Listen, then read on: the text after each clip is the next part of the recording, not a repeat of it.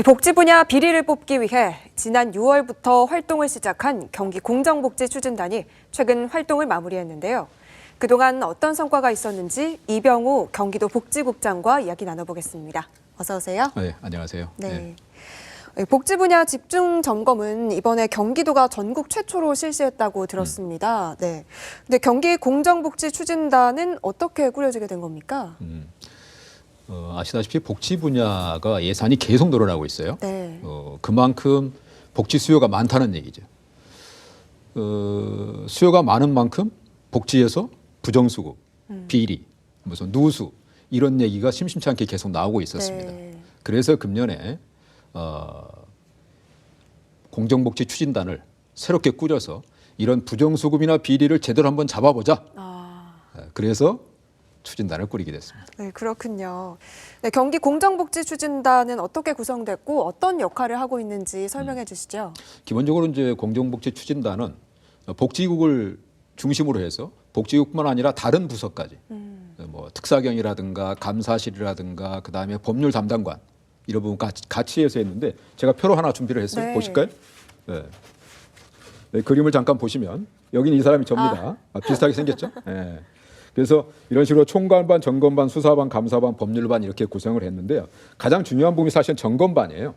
그래서 기본적으로 일반 복지, 사회복지 분야, 그다음에 노인, 장애인, 주택 이런 식으로 해서 점검반을 꾸려서 총 32명이 활동을 했습니다. 네. 그런데 당초 계획보다는 조금 지연돼서 운영을 시작했다고 들었는데 네. 요즘에 특히 코로나 때문에 어려운 분들 많은데 지금 이 시기에 지도 점검에 나선 이유가 있습니까? 사실은 연초부터 하려고 그랬어요. 근데 아시다시피 코로나가 발생을 네, 했잖아요. 그렇죠.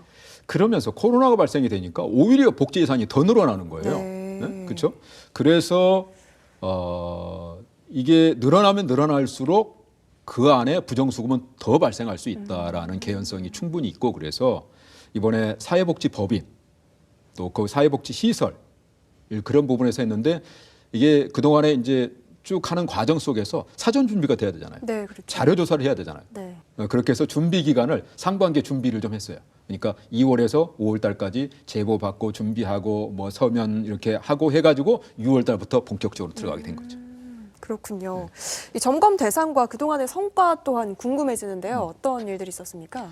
기본적으로는 이제 법인 시설과 개인 기초생활수급자라든가 이렇게 두 나눠줄 수 있어요. 네. 그래서 사회복지 법인이나 시설 부분이 굉장히 많습니다. 2,000개, 3,000개 가까이 되는데 그중에서 한 10% 정도 조금 못 되게 한 200여 개 정도 법인 시설을 점검을 했고 네. 그다음에 기초생활수급자라 이런 부분은 가구가 우리가 21만 가구예요. 그다음에 공공임대주택 한 8천여 가구를 일괄해서 조사를 했습니다. 네. 조사를 해서 3,794건을 적발했거든요. 네. 그래서 법인 시설이나 이런 부분이 한 370여 개. 그다음에 개인이 나머지 이제 이렇게 됐는데 엄청나게 많습니다. 그래서 그분들에 대해서 환수 한 2,400여 건에 대해서 환수를 했어요. 10억이 넘습니다. 10억 4천만 원 정도 현재 환수 추진 중에 있고 네. 그다음에 공공임대주택에 들어가서는 안 될 분들이 현재 살고 계시는 거예요. 네. 근데 이런 분들 6가구를 적발을 해서 계약 해지를 하고 그중에 6가구 중에 3가구는 이미 퇴거 완료했고 나머지는 퇴거 중에 있고 이런 식으로 좀 웃어야 될지 모르겠는데 아무튼니까 그렇습니다. 네, 뭐 좋은 일은 아니지만 하길 잘했다라는 생각이 들긴 하네요. 총 3,794건의 위법 행위를 적발했다고 하셨는데 어떤 사례들이 있었습니까? 한두 가지만 소개를 하면 사회복지 시설에 종사하시는 분들 중에 이제 병가라든가 몸이 아프다 아니면 무슨 일이 있다 그러면 그분이 이제 못 나오시잖아요. 네. 그러면 누군가가 대체 인력이 와서 일을 하셔야 되잖아요. 그렇죠. 그 대체 인력을 파견을 시키는데 이 파견 간 대체 인력과 시설장이 짠 거야. 그래가지고 83일만 일했는데 훨씬 더 많이 부풀려서. 145일 이상을 더 조작을 해가지고 280 며칠이더라? 228일. 네. 228일을 근무한 걸로 해가지고 아이고.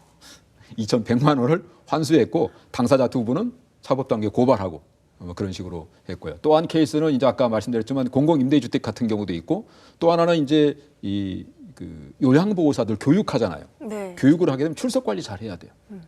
출석 안 했는데 한 것처럼 속인다든가 이런 것들 적발을 했습니다. 암암리에 그런 것들이 많았군요. 케이스가 굉장히 많은데 네. 시간 관계상. 알겠습니다. 지난 11일자로 경기 공정복지추진단 활동은 마무리됐는데요. 어떻게 앞으로도 계속 운영할 계획이 있습니까? 이걸 보고서 굉장히 많이 응원이 되고 있어요. 네. 정말 잘했다 박수 네. 치시고 막 그러거든요. 그래서 내년에 한 번 더 해야 되는 거 아닌가 긍정적으로 검토하고 있고 이거에 대해서는 또 이렇게 제보도 받고 한 번 더 고민해서 한 번 더 해야 되지 않을까. 그래서 복지 분야를 제대로 좀 뿌리 뽑자. 경기도에서는 복지에서 비리가 더 이상 없다. 이거를 좀 만들어가고 싶습니다. 네, 감사합니다. 복지 비리 없는 경기도 다음번 활동이 더 기대되네요. 지금까지 이병우 경기도 복지국장과 함께했습니다. 오늘 나와주셔서 감사합니다. 예, 고맙습니다.